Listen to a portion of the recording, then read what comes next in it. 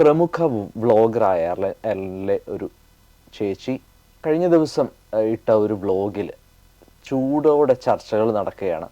ഈ വീഡിയോ കണ്ടപ്പോൾ ഇനി വിശ്വസിച്ച് വീട്ടിലാരെങ്കിലുമൊക്കെ റെന്റിന് നിർത്താൻ പറ്റത്തില്ലേ, പുതിയതായിട്ട് വരുന്നവരൊക്കെ ആണെങ്കിൽ പോലും, അല്ലെങ്കിൽ സ്വന്തം ഹസ്ബൻഡിനെ അത്ര സംശയത്തോടെ നോക്കി കാണേണ്ടതുണ്ടോ? 2 BHK ബെഡ്റൂമിനൊക്കെ തന്നെ ഏകദേശം 2 ലക്ഷം രൂപ അല്ലെങ്കിൽ അതിലും കൂടുതലാണ് ചാർജ്. നമുക്ക് ഈ ഒരു റേറ്റ് കൊണ്ട് നമുക്ക് ജീവിച്ചു പോകാൻ പറ്റില്ല. അതുകൊണ്ട് തന്നെ ഒരാളെ കൂടെയൊക്കെ മിക്കവരും ഒരു 95% ആൾക്കാരും ഒരാളെ കൂടെയൊക്കെ റെന്റിന് നിർത്താറുണ്ട്. സുഹൃത്തുക്കളെ, ഈ വീഡിയോയുടെ ഉള്ളടക്കം ഇങ്ങനെയാണ്. അതായത് ഇതുപോലെ ഒരു റെന്റിന് നിർത്തിയ ഒരു സ്റ്റുഡൻറ് കുട്ടിയും ആ ഹസ്ബൻഡുമായിട്ടുള്ള ഒരു അവിഹിതം ഈ നേഴ്സ് കണ്ടുപിടിക്കുകയും അങ്ങനെ ജീവിതം വളരെ താളപ്പിഴകളിലേക്ക് പോവുകയും, അപ്പോൾ ഇത് കണ്ടുപിടിച്ചിട്ട് പോലും ആ കുട്ടിയെ അവിടുന്ന് മാറ്റാൻ തയ്യാറാവാത്ത അവസ്ഥ, ഈ പെൺകുട്ടിക്ക് പ്രതികരിക്കാൻ പേടി. അപ്പോൾ മലയാളി പെൺകുട്ടികൾ അതുകൊണ്ട് സ്ട്രോങ് ആയിട്ട് ചെയ്യേണ്ട കാര്യങ്ങൾ ചെയ്യാൻ അവർക്ക് കരുത്തുണ്ടാവുന്നില്ല. ഇതിന് നമ്മൾ ഐറിഷ് പെൺകുട്ടികളെ അല്ലെങ്കിൽ യൂറോപ്പിലെ ചില പെൺകുട്ടികളെ നമ്മൾ കണ്ടു പഠിക്കേണ്ടത് തന്നെയുണ്ട്. അല്ലെങ്കിൽ ഞാൻ ഇതിൻ്റെ അടുത്ത വാർഡിൽ വർക്ക് ചെയ്യുന്ന ഒരു ഐറിഷ് യുവതിയുമായിട്ട് സംസാരിച്ചപ്പോൾ അവർക്കൊരു മോളുണ്ട്. ആ വാർഡ് വളരെ ബിസിയാണ്. അതുകൊണ്ട് അവർ വേറെ കുറച്ചുകൂടെ ബിസി കുറഞ്ഞ ഒരു ഹോസ്പിറ്റലിലേക്ക് അവർ മാറുകയാണ്. അപ്പോൾ അവർ പറഞ്ഞ കാരണം, എനിക്ക് ഇതുപോലെ ബോയ് ഫ്രണ്ട് ഉപേക്ഷിച്ച് പോയി, ഇവിടെ അങ്ങനെ ഇവള് കുറച്ച് വർഷങ്ങളായിട്ട് ഒറ്റയ്ക്കാണ്, കുഞ്ഞിനെ ടേക്ക് കെയർ ചെയ്യേണ്ടതുണ്ട്, ഇത്രയും ബിസി വാർഡിൽ നിന്ന് ഹാൻഡ് ഓവർ ഒക്കെ കഴിഞ്ഞ് പോകുമ്പോഴത്തേക്ക് ഒത്തിരി സമയം എടുക്കുന്നു, ഒരു 40 മിനിറ്റ്സോളം ഡ്രൈവ് ചെയ്താണ് പോകേണ്ടതും, കുഞ്ഞിന് വേണ്ടത്ര ശ്രദ്ധ കൊടുക്കാൻ പറ്റുന്നില്ല. കാരണം രക്ഷിച്ചു പോയ ഹസ്ബൻഡിനെ പിടിച്ചു നിർത്താനല്ല ആലോചിക്കുന്നത്, സ്വന്തമായിട്ട് കരുത്ത് നേടുകയാണ് ഒരു സ്വന്തം കുഞ്ഞിനെ വളർത്താൻ. എന്നാൽ സാഹചര്യം ആ വാർഡിൽ പ്രതികൂലമായപ്പോൾ അവർ മറ്റൊരു വാർഡിലേക്ക് മാറുന്നു. യൂറോപ്പിലെ സോഷ്യൽ വെൽഫെയർ സിസ്റ്റം മികച്ചതായതുകൊണ്ട് തന്നെ കുട്ടികളെ വളർത്തിക്കൊണ്ടുവരുമ്പോൾ ഇത്ര വയസ്സുവരെ കുട്ടികൾക്ക് ഒരു തുക ഉൾപ്പെടെ എല്ലാ മാസവും അമ്മയ്ക്ക് ലഭിക്കുന്നതോടൊപ്പം ജോലി നഷ്ടപ്പെട്ട സാഹചര്യത്തിൽ പോലും ഒരു നിശ്ചിത തുക പെൻഷനായും ഗവൺമെന്റ് നൽകുന്നു. ഇവിടെ ഒരു ബോയ് ഫ്രണ്ട് ഇല്ലാതെയും ഹസ്ബൻഡ് മരിച്ചുപോയി കുട്ടികളെ വളർത്തുന്ന ഇവിടുത്തെ സ്ത്രീകളെ കാണുമ്പോൾ അവർ അവരുടെ ജീവിതത്തിൽ എൻജോയ്മെന്റിനും ഒട്ടും കുറവ് വരുത്തുന്നില്ല എന്നുള്ളതാണ് സത്യം. ഒറ്റയ്ക്ക് ജീവിക്കുന്ന സ്ത്രീകൾ ഉൾപ്പെടെയുള്ള ഒരു കൂട്ടായ്മയോടെ വിദേശങ്ങളിൽ ടൂറുകൾ പോവുകയും അവധി ദിവസങ്ങളിൽ മക്കളുമായി എൻജോയ്മെന്റിന് പുറത്തു പോവുകയും പാർക്കുകളിൽ പോയി സമയം ചിലവഴിക്കുന്നതും ഒക്കെ കാണാം. ഒക്കെ അവരെ പ്രാപ്തമാക്കുന്നത് അവരുടെ വിശാല മനസ്കതയും ചെറുപ്രായത്തിലെ ഡ്രൈവിംഗ് ലൈസൻസ് ഉൾപ്പെടെ കരസ്ഥമാക്കി ഇൻഡിപെൻഡൻ്റ് ആയിട്ട് ജീവിക്കുവാനായിട്ട് കാണിക്കുന്ന ആ ധൈര്യവും പക്വതയും ഒക്കെയാണ്. ഇവിടുത്തെ സ്ത്രീകളും പുരുഷന്മാരും ഒക്കെ എല്ലാ രീതിയിലും തുല്യരാണെന്ന് പറയാം. പബ്ലിക് ട്രാൻസ്പോർട്ടുകളായ ട്രെയിനുകളും ബസ്സുകളും ഒക്കെ ഓടിക്കുന്നതിലും ഈ തുല്യത നിലനിൽക്കുന്നു. ഹസ്ബൻഡിനും വൈഫിനും കാർ ഓടിക്കാൻ അറിയാവുന്നതുകൊണ്ട് തന്നെ അവരുടേതായിട്ടുള്ള സ്പേസുകൾ അവർ കണ്ടെത്തുന്നു. ഒഴിവു സമയങ്ങളിൽ അവർ ഒരുമിച്ചും അല്ലാതെയുമൊക്കെ അവരുടേതായിട്ടുള്ള സ്പേസുകളിൽ സമയം ചെലവഴിക്കാൻ, ഫ്രണ്ട്സിനോടൊത്ത് സമയം ചെലവഴിക്കാനൊക്കെ അവസരങ്ങൾ അവരൊരുക്കുന്നു. കഴിഞ്ഞ ദിവസം ഒരു ലിത്വേനിയക്കാരിയായ ഒരു പെൺകുട്ടിയുമായി, ഞാൻ വർക്ക് ചെയ്യുന്ന അതേ ഹോസ്പിറ്റലിൽ 3rd ഇയർ നേഴ്സിംഗ് വിദ്യാർത്ഥിനിയാണ്. ബ്രേക്ക് ടൈമിൽ ഞങ്ങൾ ഒരുമിച്ചായിരുന്നു ചായ കുടിക്കാനുണ്ടായിരുന്നു. അപ്പോൾ എന്തോ സംസാരിച്ച കൂട്ടത്തിൽ അവർ പാർട്ട് ടൈമായിട്ട് ഹോസ്പിറ്റലിൽ വർക്ക് ചെയ്യുന്നുമുണ്ട്, പഠിക്കുന്നുമുണ്ട്. അപ്പോൾ ഇവിടെ രാവിലെ ഹോസ്പിറ്റലിൽ 7:30 എത്തണം. 7:30 എത്തണമെങ്കിൽ ഏകദേശം 100 കിലോമീറ്ററിലധികം ദൂരെയാണ് അതിൻ്റെ വീട്. അത് 15 വർഷമായിട്ട് അയർലൻഡിലുണ്ട്. അച്ഛൻ ഉപേക്ഷിച്ച് പോയതാണ്. ഒരു അനിയത്തിയുണ്ട്, ഒരു 15 വയസ്സുള്ള അനിയത്തിയുണ്ട്. ഈ പെൺകുട്ടി ഏകദേശം, ആ കുട്ടിക്കൊരു 20 വയസ്സുണ്ടാവും. ആ പെൺകുട്ടി 2 മണിക്കൂർ വൺ സൈഡ് ഡ്രൈവ് ചെയ്താണ് വരുന്നത്. ഒരു 150 to 200 കിലോമീറ്റർ ഉണ്ടാവും വൺ സൈഡ് ഡ്രൈവ് തന്നെ. നോക്കൂ, ആ ചെറുപ്പക്കാരി ഒരു പെൺകുട്ടിയുടെ ഒരു കരുത്ത്. കാരണം അത് അമ്മയുടെ കൂടെ, അമ്മയ്ക്കൊരു സപ്പോർട്ടായിട്ട് അത് ഉണ്ടാവണമെന്ന് അത് ആഗ്രഹിക്കുന്നു. അതുകൊണ്ടാണ് അത് വീട്ടിൽ നിന്ന് വരുന്നത്. അമ്മയ്ക്ക് അവസ്ഥകളെ ഹാൻഡിൽ ചെയ്യാനുള്ള ആ ഒരു മനസാന്നിധ്യം നമ്മൾ മലയാളി പെൺകുട്ടികൾക്ക് ഉണ്ടാവണം. ജീവിതത്തിൽ എന്തും സംഭവിച്ചേക്കാം. ഒരാളെ ഡിപ്പെൻഡ് ചെയ്ത് മാത്രം ജീവിക്കേണ്ടതല്ല ജീവിതം എന്ന് പറയുന്നത്. തീർച്ചയായും മാതാപിതാക്കൾ ഒരുമിച്ചുണ്ടാവുന്ന കുട്ടികൾക്ക് നല്ലത് തന്നെയാണ്. പക്ഷേ വേർപിരിയേണ്ട അവസ്ഥയാണെങ്കിൽ ആ കുട്ടികളെ നോക്കാനുള്ള കരുത്ത് നേടിയെടുക്കണം. എവിടെ എത്തിയാലും അല്ലെങ്കിൽ എത്ര വിദ്യാഭ്യാസമുണ്ടെങ്കിലും ആ ഒരു സ്വന്തമായ ആ ഒരു കോൺഫിഡൻസ്, ഏത് സാഹചര്യങ്ങളിലെയും അതിജീവിക്കുവാനുള്ള ഒരു കോൺഫിഡൻസ്, ഇതൊക്കെ എല്ലാവരും കോൺഫിഡൻസോടുകൂടിയല്ല വരുന്നത്. പക്ഷേ ഓരോ ഓരോ ക്രൈസിസാണ് നമുക്ക് കോൺഫിഡൻസ് തരുന്നത്. അപ്പോൾ പ്രത്യേകിച്ച് ഒരു പെൺകുട്ടിയെ വളർത്തിയെടുക്കുമ്പോൾ അത് എവിടെയുള്ള മാതാപിതാക്കളാവട്ടെ, ലോകമെമ്പാടുമുള്ളവർ, പ്രത്യേകിച്ച് മലയാളികൾ, കുറേ കാര്യങ്ങൾ, ഇപ്പം ഒരു പെൺകുട്ടിയെ വളർത്തിക്കൊണ്ട് വന്ന് അവളെ കരുത്താക്കി തീർക്കുന്നതിൽ കുറേ കാര്യങ്ങൾ ഇമ്പ്രൂവ് ചെയ്യാനുണ്ട്. അവർ ഡെവലപ്പ് ചെയ്യാനുള്ള ഒരവസരങ്ങളും കൊടുക്കാതെ പഠിത്തത്തിന് മാത്രം ഇമ്പോർട്ടൻസ് കൊടുക്കുന്നു.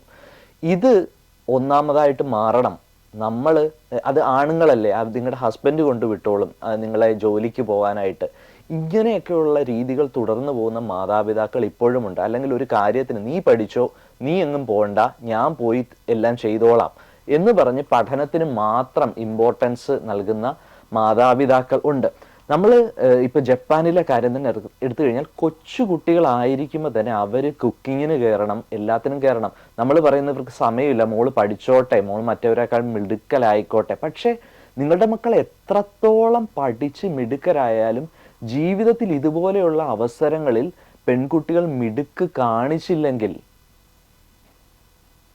എവിടെ എത്തി? നിങ്ങൾ ഇത്ര നാളും കഷ്ടപ്പെട്ടത് ഭാവിയിൽ കരഞ്ഞുകൊണ്ടിരിക്കാനേ സമയം കാണുകയുള്ളൂ. അതുകൊണ്ട് ഇവിടുത്തെയൊക്കെ പെൺകുട്ടികളെ പോലെ കരുത്തരായിട്ട് പെൺമക്കളെ വളർത്താൻ നമ്മുടെ മലയാളി മാതാപിതാക്കൾക്കും കഴിയണം. നമ്മളിപ്പോൾ പറഞ്ഞതുപോലെ കരുത്തോടെ ജീവിക്കുന്ന, എനിക്ക് പേഴ്സണലായി അറിയാവുന്ന നമ്മുടെ കൊച്ചു കേരളത്തിലെ 2 പേരുടെ ഉദാഹരണങ്ങൾ കൂടി പറഞ്ഞുകൊണ്ട് നിർത്താം. ഇതിൽ ഒന്നാമത്തെയാൾ, ആ സ്ത്രീക്ക് 25 വയസ്സായപ്പോൾ 3 പെൺകുട്ടികളുടെ അമ്മയാവുകയും ഹസ്ബൻഡ് ഉപേക്ഷിച്ചു പോവുകയും ചെയ്തിട്ടും മീൻ കച്ചവടം വളരെ അന്തസ്സായിട്ട് നടത്തി കോട്ടയത്ത് ജീവിക്കുന്ന ഒരു ധൈര്യമുള്ള ഒരു സ്ത്രീയാണ് ഒന്നാമത് എൻ്റെ ശ്രദ്ധയിൽപ്പെട്ട ആൾ.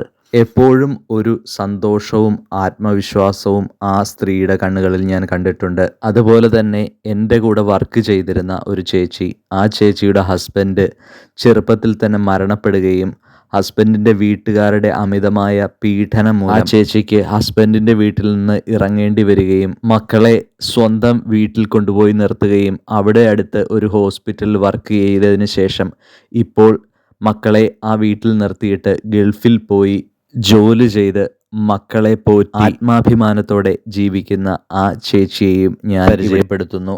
ജീവിതത്തിലെ വളരെ പ്രതിസന്ധി നിറഞ്ഞ ഘട്ടങ്ങളിൽ ആത്മാഭിമാനത്തോടെ ധൈര്യത്തോടെ ജീവിക്കുവാൻ, ആത്മഹത്യ ചെയ്യാതെ ജീവിക്കുവാൻ ഇവരൊക്കെ നമുക്ക് പ്രചോദനങ്ങളാവട്ടെ. കരുത്ത് എന്ന് പറയുമ്പോൾ നമ്മൾ ഒരു കാര്യമുണ്ട്, അഹങ്കാരം എന്നുള്ളതല്ല കരുത്തിൻ്റെ അർത്ഥം. കരുത്തെന്ന് പറയുന്നത് സെൽഫ് കോൺഫിഡൻസ് ആണ്, സെൽഫ് റെസ്പെക്റ്റ് ആണ്. മറ്റുള്ളവരെ റെസ്പെക്റ്റ് ചെയ്യാനുള്ള കഴിവും കൂടിയാണ് കരുത്തെന്ന് പറയുന്നത്. നോ പറയേണ്ടടുത്ത് നോ പറയേണ്ടതാണ് കരുത്ത്. ബുദ്ധിമുട്ടുള്ള സാഹചര്യങ്ങളിൽ ഒരു ചെറിയ പുഞ്ചിരിയോടെ ഹാൻഡിൽ ചെയ്യുന്നതും കരുത്താണ്. അതിനകത്ത് മറ്റ് 2 കമൻറ്റുകൾ എന്നെ അല്പം സർപ്രൈസ് ആക്കി. അതായത് ഒരാൾ സജഷൻ പറയുകയാണ്, നിങ്ങളൊരു കുറച്ച് വർഷം ഒരുമിച്ച് ജീവിച്ച് ദാമ്പത്യത്തിൽ അത്ര വിശ്വസ്തത ഉണ്ടെങ്കിൽ മാത്രമേ കുട്ടികളെ ഉണ്ടാക്കാവൂ, അല്ലെങ്കിൽ കുട്ടികൾക്ക് വേണ്ടി ശ്രമിക്കാവൂ എന്നാണ് പറയുന്നത്. പിന്നെ മറ്റൊരു കമൻറ്റ്, നിങ്ങൾ എപ്പോഴും ഒരു ശ്രദ്ധ വേണം. ഈ ഡൗട്ട് ശരിക്കും നമ്മുടെ സ്വന്തം ദാമ്പത്യ ജീവിതത്തെ തകർക്കാൻ ഒരു വലിയ കാരണമാണ്. OET അല്ലെങ്കിൽ IELTS ഒക്കെ പാസ്സായി നിങ്ങൾ ഇത്രയൊക്കെ പഠിച്ച് ഇവിടെ വന്നു, നിങ്ങൾക്ക് ഓൾറെഡി ഒരു അവെയർനെസ് ഉണ്ട്.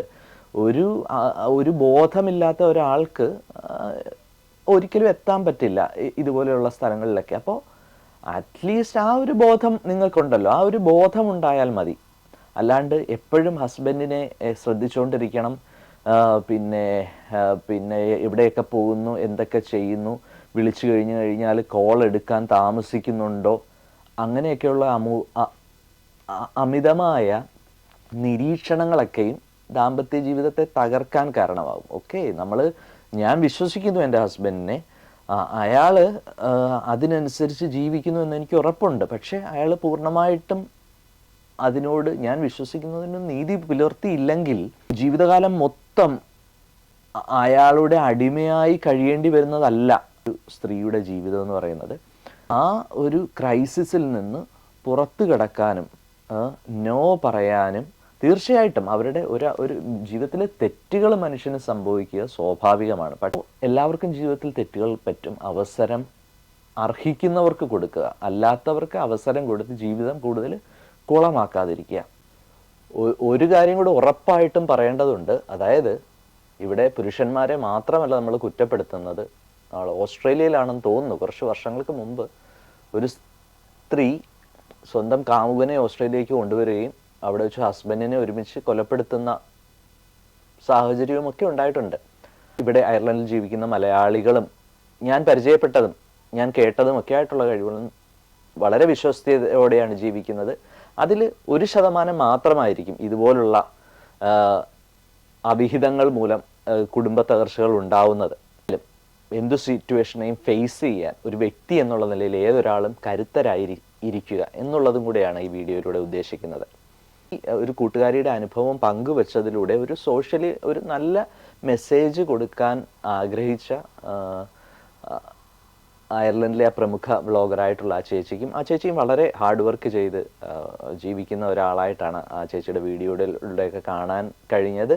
എല്ലാവിധ ആശംസകളും. വീണ്ടും പുതിയ വീഡിയോകളുമായി വീണ്ടും കാണാം. നന്ദി, നമസ്കാരം. Thanks for watching. Bye bye.